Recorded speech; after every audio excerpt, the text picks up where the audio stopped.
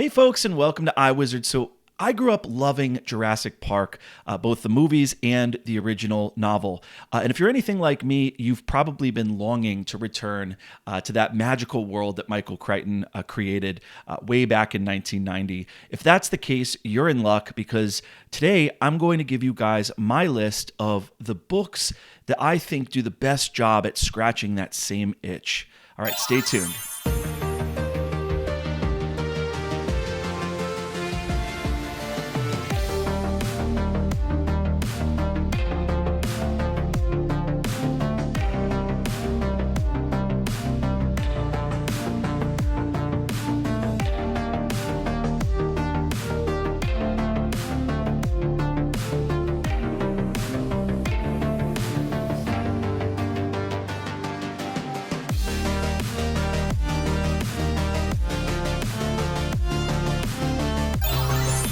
I grew up loving Jurassic Park, and I'm mostly referring here to the original 1993 film and the sequel, of course, with Jeff Goldblum.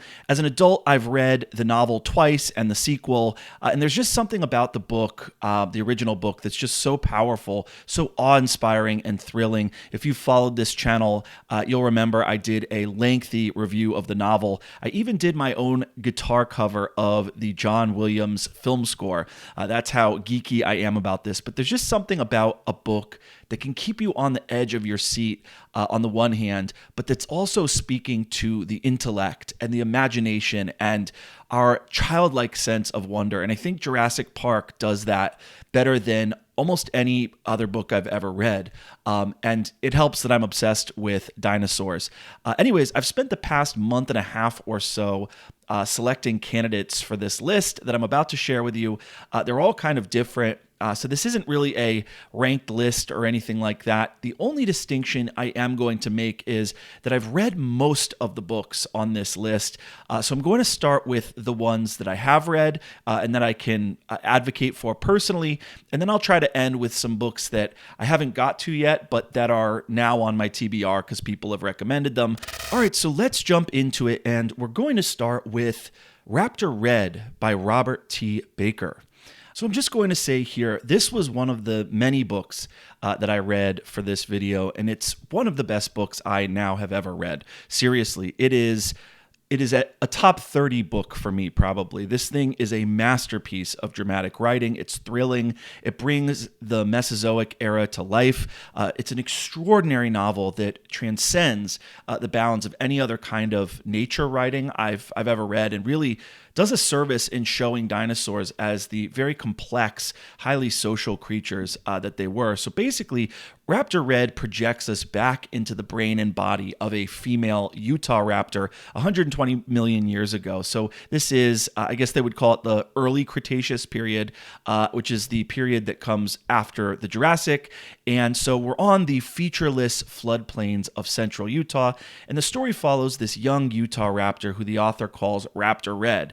A Utah raptor, by the way, is like, they're like velociraptors and Deinonychus, but they're bigger, right? So you could think of them as like giant velociraptors. I think they are called dromaeosaurids. They can stretch 23 feet in length. They weigh over 1,000 pounds. So they're these very impressive avian dinosaurs. And so the book begins in tragedy as Raptor Red's mate dies.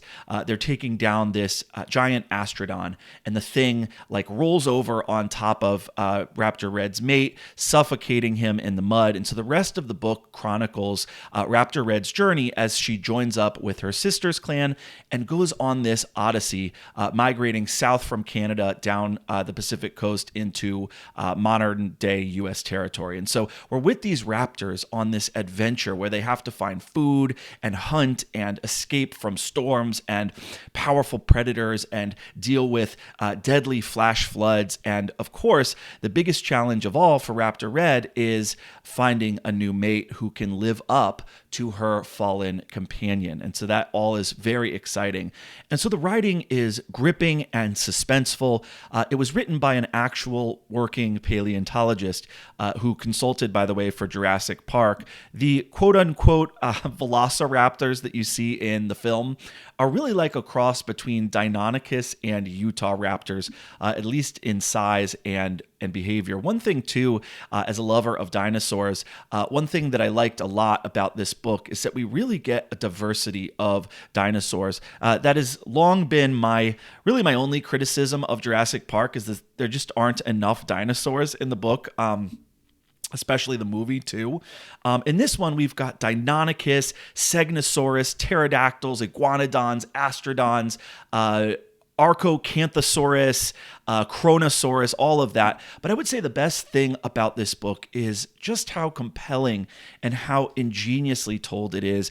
You would think it wouldn't be possible to have an actual raptor serve as the main character of any novel, but it just works. The author is so thoughtful in how he writes this that you never question the authenticity of the story for a second.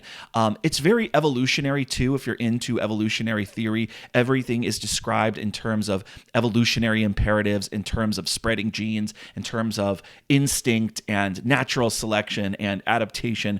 But at the same time, the writing is beautiful and it's not lifeless or overly technical. It's as if the author is doing the best he can using all available research to try and understand the consciousness of this prehistoric creature, to transliterate or like mimetically translate what's going on in a Utah raptor's head and to make it understandable and cogent. And yeah, the author does do a little bit of anthropomorphizing when it comes to the dinosaurs and telling the story, but really only when he has to, and he always keeps it convincing.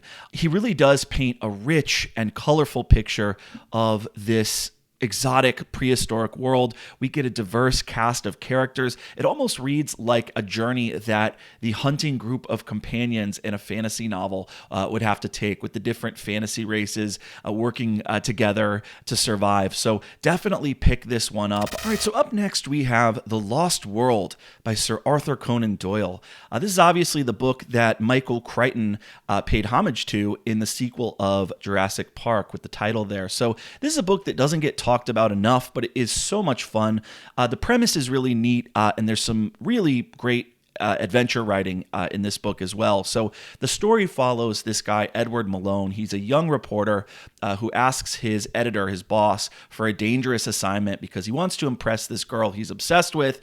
And this girl, basically, her thing is that she won't be with any guy unless he is a great man, unless he is someone who does brave and heroic deeds and accomplishes great things. And so his editor gives him a task to approach this controversial explorer and professor who's just gotten back from a South American expedition, and he claims to have experienced extraordinary and unbelievable, wondrous sights, and he claims to have discovered this lost world. And so the press doesn't believe this guy's story, and they're calling him a fraud and a charlatan. And Edward's job is to find this guy, do some digging, and figure out whether his story is true.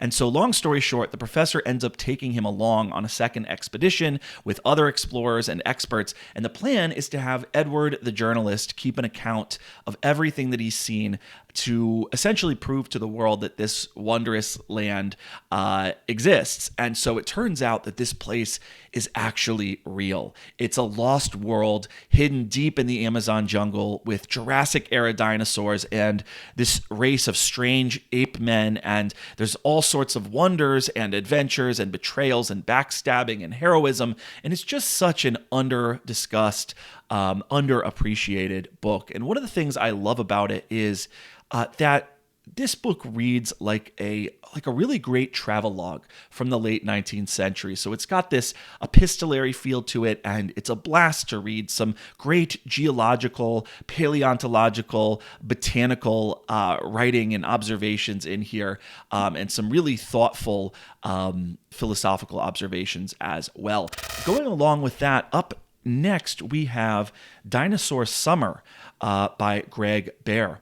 So this book is pretty cool. I'm not sure really whether it's a young adult book. I never bothered to like look it up or study it, but there are times when it feels like a young adult book. So Dinosaur Summer is actually based on The Lost World. It's kind of a natural sequel to it, and it takes place several decades after the events in Arthur Conan Doyle's novel. And what's cool is that the story is told from the perspective of this kid Peter, this teenager who goes through similar experiences to the main character in The Lost World. So the idea in this story is that Professor Challenger from The Lost World, since he's discovered these dinosaurs in El Grande and brought them into the modern world, this has ultimately led to the commercialization of dinosaurs and to dinosaur circuses. But eventually the public grows tired of the dinosaurs, the novelty wears off, and people get bored of them, and the circuses have to shut down, and the dinosaurs are returned to El Grande. And so we meet our main characters, again, the teenager Peter, who at the start of the novel is a student at Challenger High School. And then his father, Anthony, is a National Geographic photographer. And Anthony's job, of course, is to go down to Venezuela and take a job photographing these dinosaurs in their habitat of origin. And so young Peter gets his dinosaur summer as they get trapped through some unfortunate accident in this dinosaur land. They experience marvelous Jurassic and Cretaceous era wonders. They have to survive all these dangers as their party awaits rescue. There are all these troubles with the Venezuelan military. There's scary, suspenseful dinosaur stuff. And what's cool is that the author adds his own prehistoric wonders to the stuff that we get in the original Arthur Conan Doyle book. All right, so the next book is one that isn't actually a dinosaur book per se, but it is deliberately structured thematically and stylistically in the vein of Jurassic Park. And this is Extinction by Douglas Preston.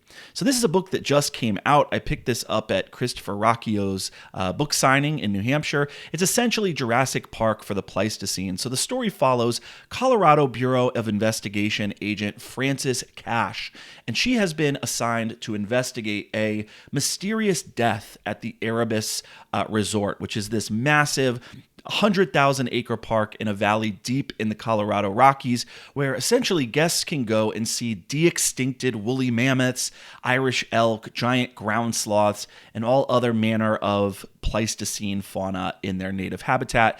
Of course, it's not really native since it's been re-engineered, but again, there is some really cool genetic engineering and biotech stuff in this book.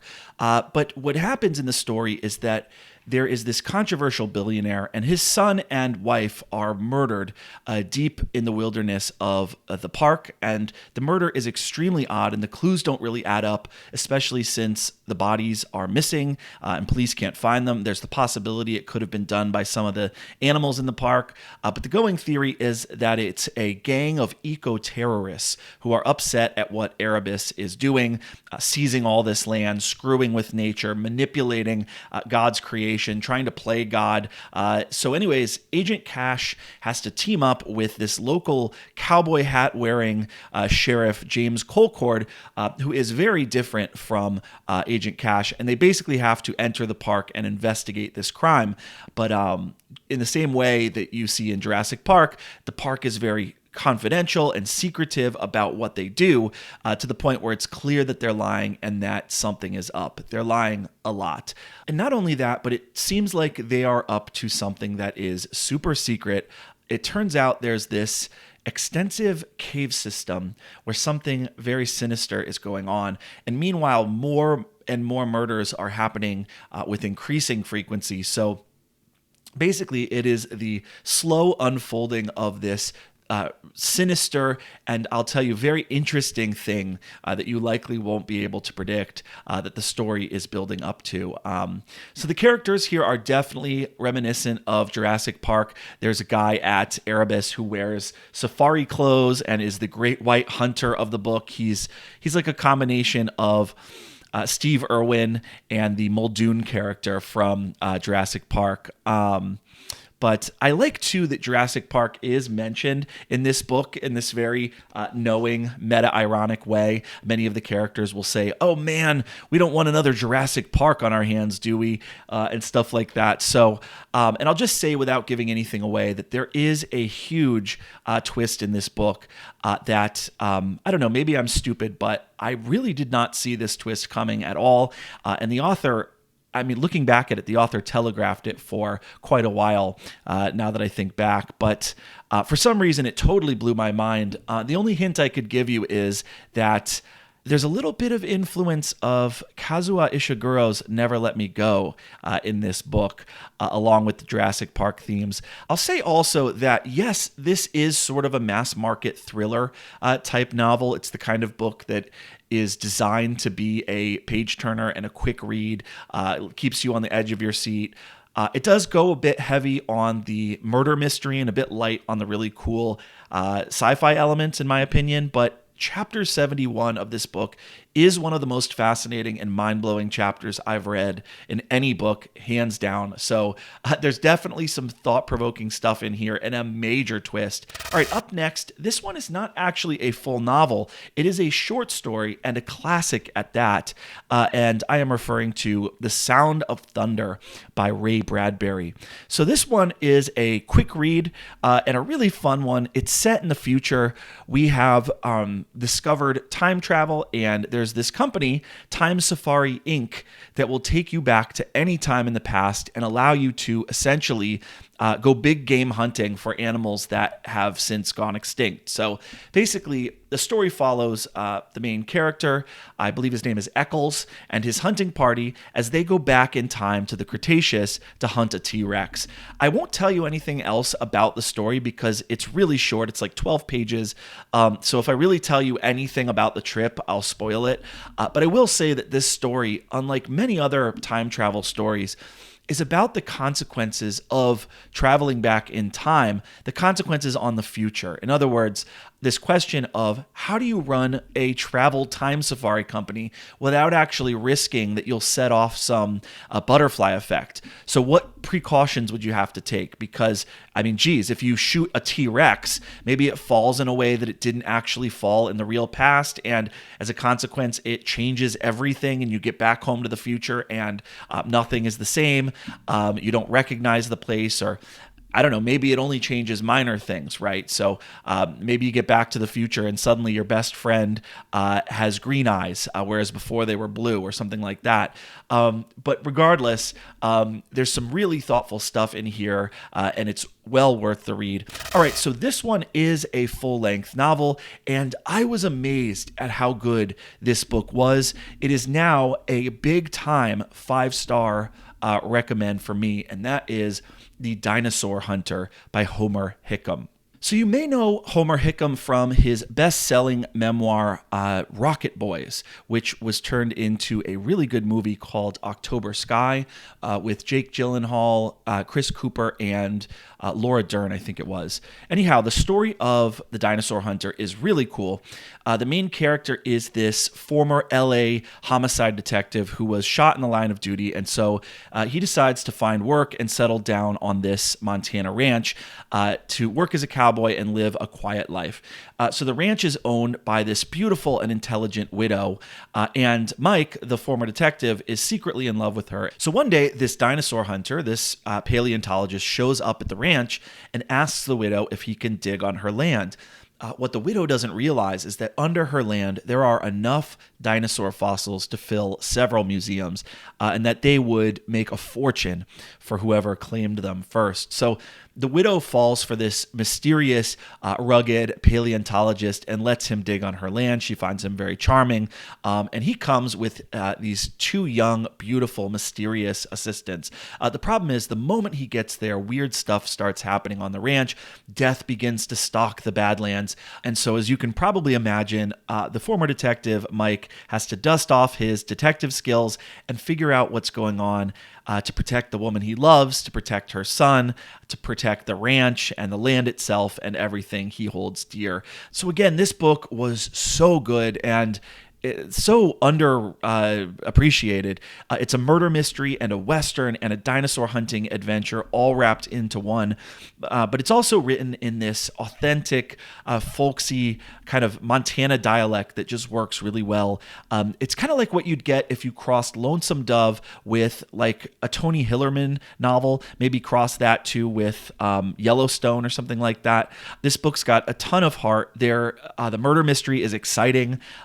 There's all this fascinating stuff about dinosaurs sprinkled in, as you can imagine.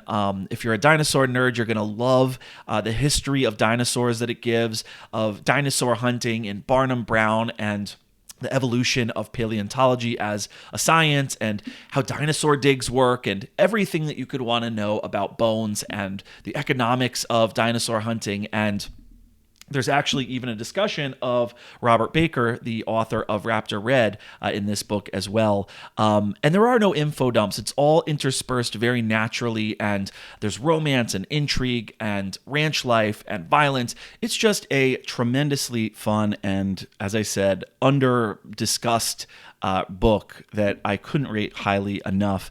Up next, this one is a modern day classic. It is Dinotopia. How do I show this to you on the camera? There it is. Dinotopia by James Gurney. So I have here the 20th anniversary edition of Dinotopia, and this is a really special book in a lot of ways. The whole thing, all of the art and the writing was done by one man, and that, of course, is as I said, James Gurney. He won the Hugo Award for Best Original Artwork for his efforts here.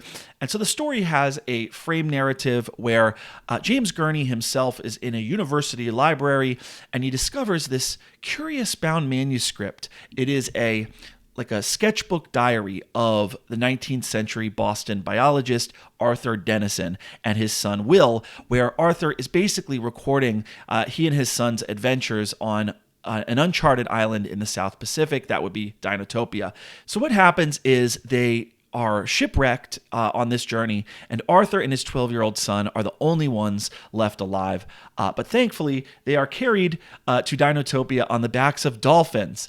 And so they arrive at this land that time has forgotten, and they encounter this dynamic and loving and sophisticated civilization there, where humans and dinosaurs live in harmony. And you can see that here. It's free of industrial pollution, free of weapons of war, free of the combustible engine, anything that would really spoil this paradise. So the first half of this book is like a guided tour of the island where Arthur and his son are learning about the place and visiting the beautiful cities of Puktuk and Volcanium and Sauropolis and Tree Town. You get the hatcheries and the subterranean caves and the whole Skybacks culture. And so Arthur and Will begin to integrate and assimilate themselves into this world and their way of life.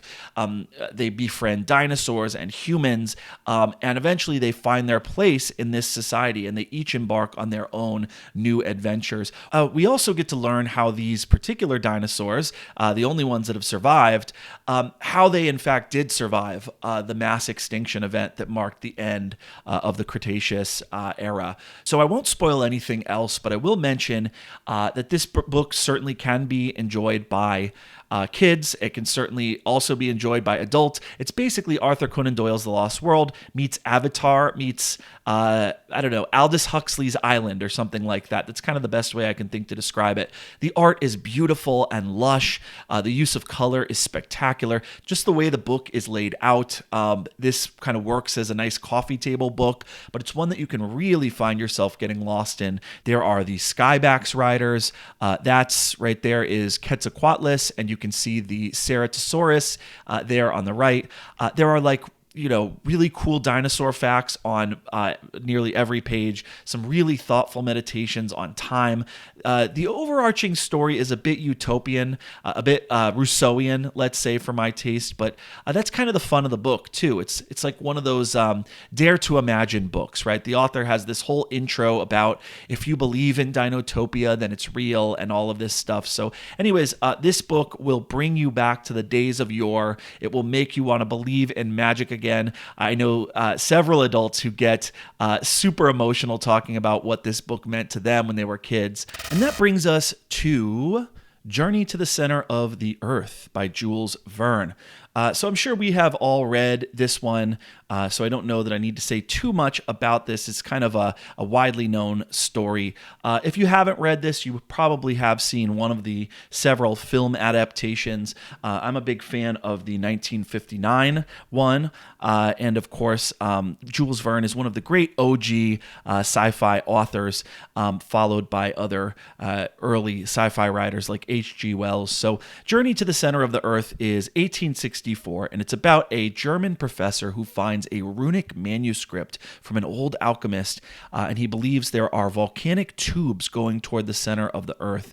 And so he, his nephew Axel, and their guide Hans, they descend into an Icelandic volcano that is currently inactive, where they go on adventures. They encounter many natural hazards, discover prehistoric animals and giant mushrooms and a prehistoric sea, and all of this is really wonderful and awe-inspiring before they eventually escape to the surface by riding a volcanic eruption via Mount Etna in southern Italy. So this one is really fun. It is easily one of Verne's best yarns. I have a collection of them here. If you can suspend the disbelief on the science, for sure. At the time that Verne wrote this story, we didn't actually know very much about what was at the center of the Earth. There were all these different theories, hollow earth theories, and all of that. So this is Verne trying to engage with the most current research in 19th century geology, which was still, as a science, very much in its infancy.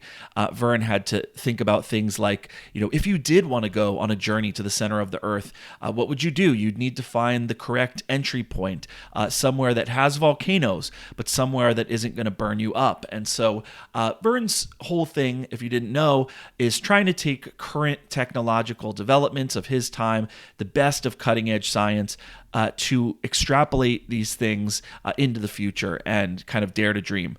Obviously, Verne gets the science wrong here, although there were times when he got the science very much right. But if you just can think about this as kind of science fantasy, then I think it really is easier to suspend your disbelief and really get into the story. It's written like a thriller or like an adventure novel, a science thriller or something like that. Very well written. It may be Verne's finest book. And I chose it for this video because I still think that Journey to the Center of the Earth can evoke the kind of awe and wonder and the spirit of adventure that I think Jurassic Park really conjures. Okay, so now we get into the portion of this video where I'll share with you guys some books that I haven't read, so I can't really vouch for them with 100% certainty, nor can I really tell you much about them, but these are ones that others have recommended to me, and these are ones that I found when I was looking for things to read outside of Jurassic Park that kind of have the same vibe or that focus on dinosaurs. So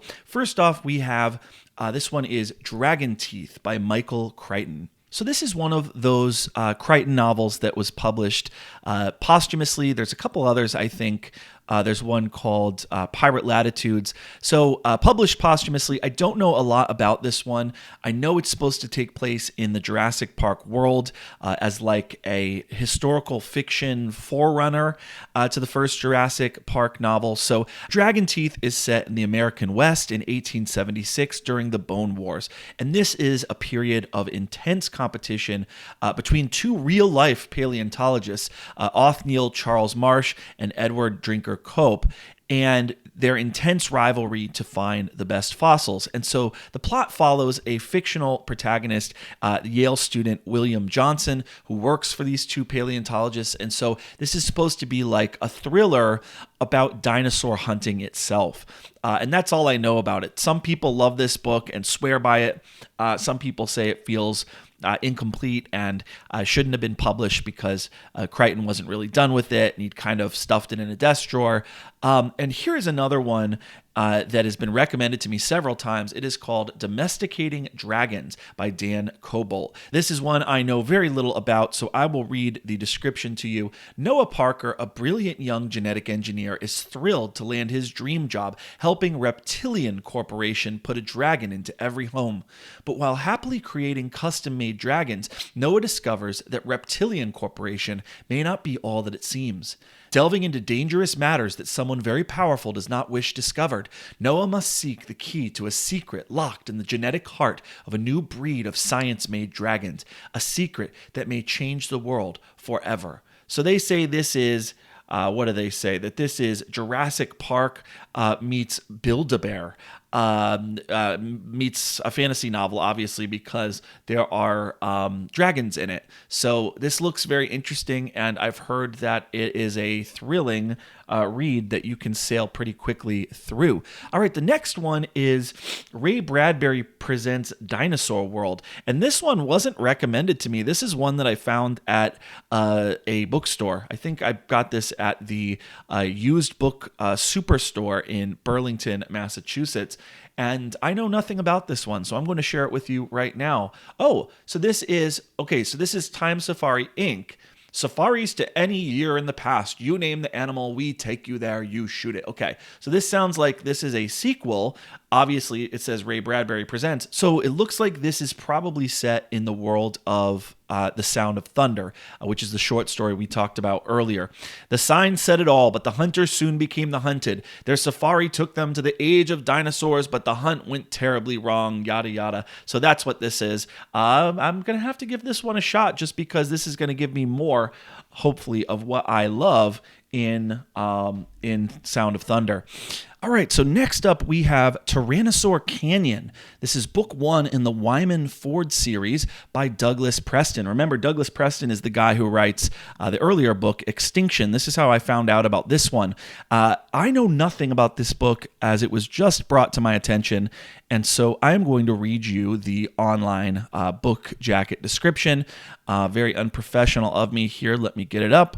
So here is the description. A moon rock missing for 30 years. 5 buckets of blood-soaked sand found in a New Mexico canyon. A scientist with ambition enough to kill. A monk who will redeem the world. A dark agency with a deadly mission. The greatest scientific discovery of all time.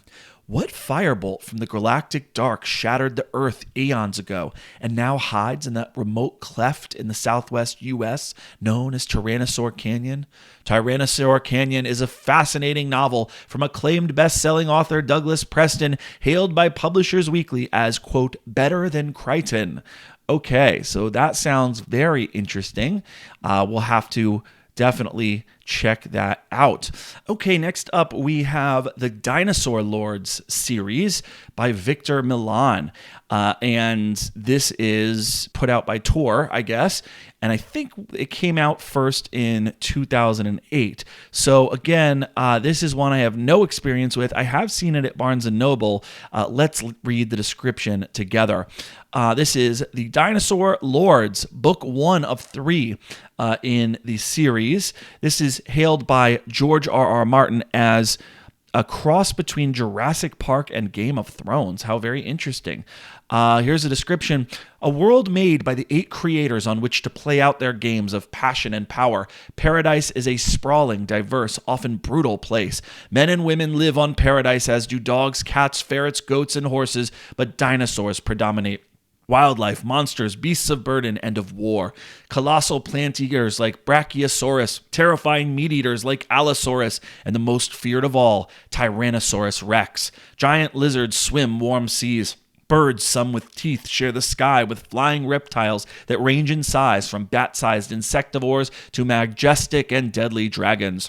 This is Victor Milan's splendidly weird world of Dinosaur Lords, a place that for all purposes mirrors 14th century Europe with its dynastic rivalries, religious wars, and Byzantine politics, except the weapons of choice are dinosaurs, where vast armies of dinosaur-mounted knights engage in battle. During the course of one of these epic battles, the enigmatic mercenary dinosaur lord Karol Borgomersky is defeated through betrayal and left for dead. He wakes naked, wounded, partially amnesiac, and hunted, and embarks upon a journey that will shake his world.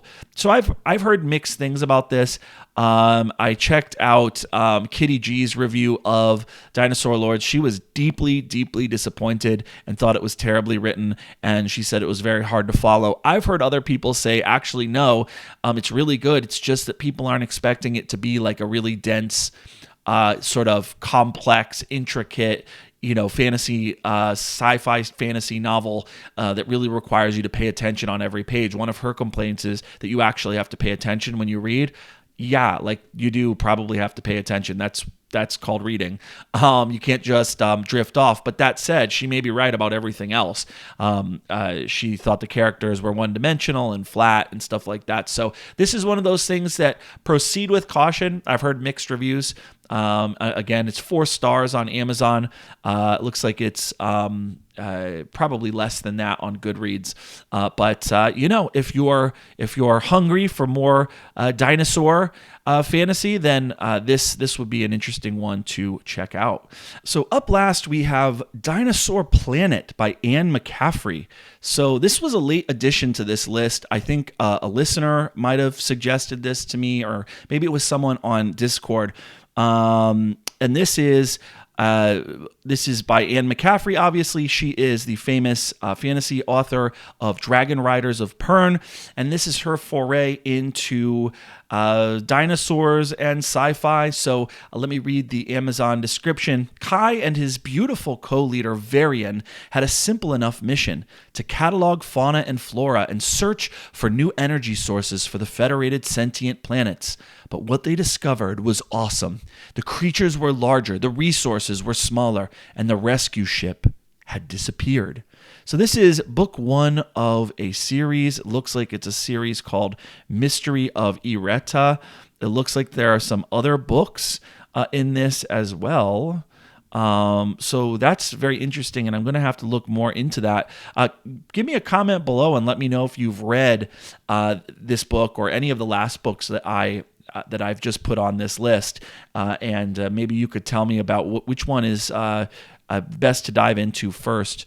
All right, so we're going to wrap it up here. Thanks for watching. Follow us on Goodreads, Facebook, Instagram. Feel free to tip your starving booktuber over at Patreon. And until next time, happy reading.